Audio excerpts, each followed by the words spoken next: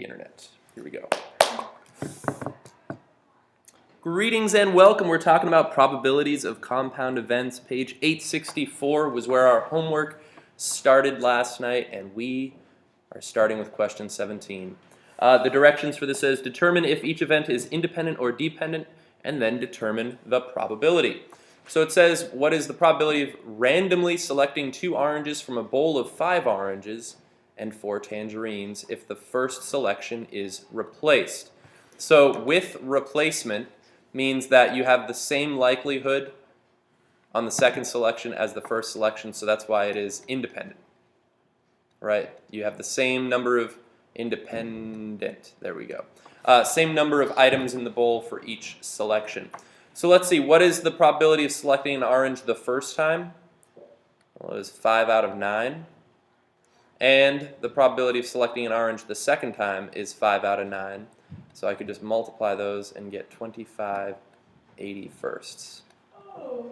Right, so I multiply the probabilities of those 2 events because they are independent, is the way Hermie, is that the name of the elf from Rudolph the Red-Nosed Reindeer? I think so. He wanted to be a dentist. I think that's how he said it though, independent. So 19, the probability of randomly taking 2 blue notebooks from a shelf which has 4 blue and 3 black notebooks. Let's see, you're grabbing 2 at a time. It's physically impossible that you'll happen to have the same one twice in your hand if you grabbed 2. So this is like without replacement is kind of how you could perceive it. All right, so grabbing at the same time is the same as without replacement. So they're dependent because there is 1 fewer notebook to select for the second one, right? So let's see, the probability of the first selection, let's see, randomly taking 2 blue notebooks. So blue, I'm looking for 2 blue. So the first probability is 4 out of 7. The second probability is 3 out of 7, this 3 not coming from that, but coming from 1 less than, actually I lied, whoa, 3/6, because there's 1 less notebook on the shelf. Good save. Whew, that was a close one. Let's see, 3 and 6 can partially cancel to give me 2. 2 and 4 could partially cancel, giving me 2 up top, so it looks like 2/7 is my answer. The probability. How'd you set it up? Perfect. Those do the same thing. What's nice about combinations is they, by default, kind of take into account the without replacement situations. So combo 4-2 would have been 4 times 3 times 2 factorial over 2 factorial times 2 factorial, which is just 2, all over, let's see, I'll draw a mondo vinculum on that one, 7 times 6 times 5 factorial over 5 factorial times 2 factorial, or 2 times 1, right? And then cancel, cancel, cancel, cancel. And this 2 and this 2, because they're both in denominators, we'll be able to cancel. And notice what I'm left with. I'm left with exactly the same situation. The 4 times 3 over 7 times 6 should be familiar to this over here, right? So it will actually work both ways. I'm glad you guys had a couple different ways to do this, and I'm glad you realized you could use that technique. So, well done. Alright, so that was 19, scrolling on over. There, that's what I want to say. Let's see. It says, find the probability of each event using a standard deck of cards. I might just hammer away at as many of these as I can right now. Let's see. So, 34 said, probability all cards are red if 5 cards are drawn without replacement. So let's see. First of all, tell me, dependent or independent? Dependent because of the without replacement, right? Let's see, how many red cards are there? There's 26, right? So the probability of selecting all red cards if 5 cards are drawn, let's see, I could actually do 26 over 52 times 25 over 51 times ... all the way to wherever that would end. Or I think it'd be 21 over, what, 47? 22? Did I? All right. And is it 47 or 48? Okay. Oh, right. Yeah, because it's not a full 5 difference. Okay. So you could have set it up that way, or I like the combo one for this one. Combo 26, 5. I'm selecting all 5 of these cards, so I don't have to multiply it by some other combination. And over combo 52, 5 is how I'd set that up. And I guess I'll figure this out. 26 math combo 5 is 6, 5, 7, 80 over 52 combo 5. Of course, everyone knows this number because I'm sure you guys have been playing poker. You've known that number forever. How many ways could you get 5 cards out of 52? Bam. You know. And you've memorized all of those 2.5 million combinations, so that way you can, improve your odds of winning. So let's see. Let's try to reduce this. 6, 5, 7, 80. Clearly, they're both divisible by 10. It's a 0.025% chance. So 2.5%, or wait. I said percent the first time. 2.5% chance of this occurring. Roughly, or this reduces to the fraction 253 over 9996. All right, so there's that one. Let's look at another one. 35. 35 and 37, that might set us up for today's part of the lesson. I didn't realize I assigned those ones. Technically, you don't have the skills to do 35 right now. But let's think about this. Let's find the probability of both kings.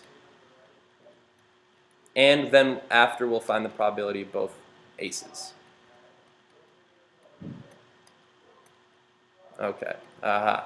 So if 2 cards are drawn without replacement, so dependent situation, how many kings are there? There's 4 total. So combo 4-2 over combo 52-2. 52-2. So that's that one. How many aces are there?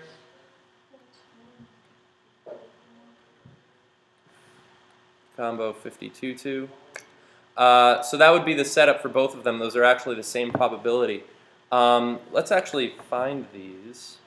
I feel like I should have had 4 combo 2 memorized by now. It's 6.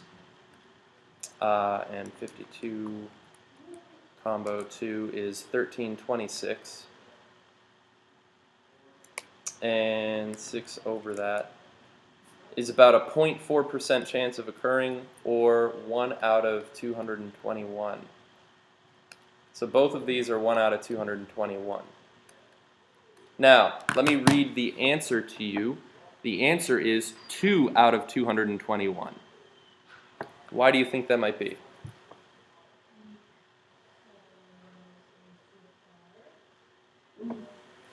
Well, I found this probability and this probability.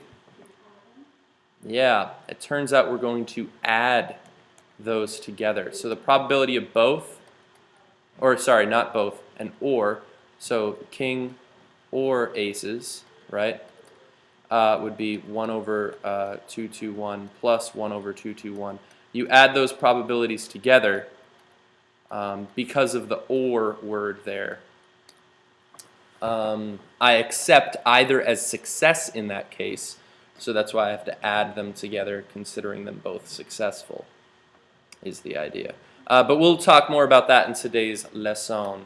Let me do 36, because that's one that actually was doable based on our skills we had yesterday. Let's see. Probability all diamonds if 10 cards are selected with replacement. So this is independent. So I can't use combinations necessarily. All diamonds, how many diamonds are there? 13 diamonds. So this is 13 out of 52 is the probability of my first selection. Then I'd multiply by 13 out of 52 times and I'd do that 10 times, right? So the other way to write that is what? Yeah, just raise it to the 10th power. So that's how you could calculate that. You could kind of do this with combinations, but it would not necessarily be helpful. That'd be like saying, how many ways could I have selected one card out of 13 over one card out of 52? And then I'd have to multiply that by itself 10 times or raise that to the 10th power. But that's actually not that much more intuitive or helpful. There's not much insight that comes from it. So whatever this is, 13. Let's see, your book actually doesn't give a... so 13 out of 52 is a quarter, 1/4. Let's see, actually wait, that's weird. Book should have at least simplified that. Raise that to the 10th power. What is actually 4 to the 10th? This is the same as 1 over 104,856. So it's pretty much a 1 in a million chance of getting a diamond 10 times in a row. Huh. Doesn't actually seem all that difficult. I thought that would be worse. Yeah. Well, anyways, we'll talk about this situation later today. Now, actually, well, let's briefly mention this now. What do you think the key problem is here? Why is 37 different from 35?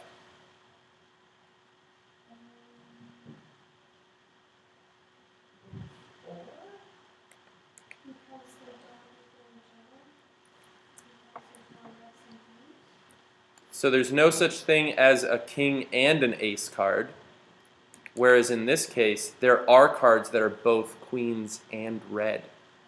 So there's some overlap to consider in that situation. So we'd have to account for that. Yep.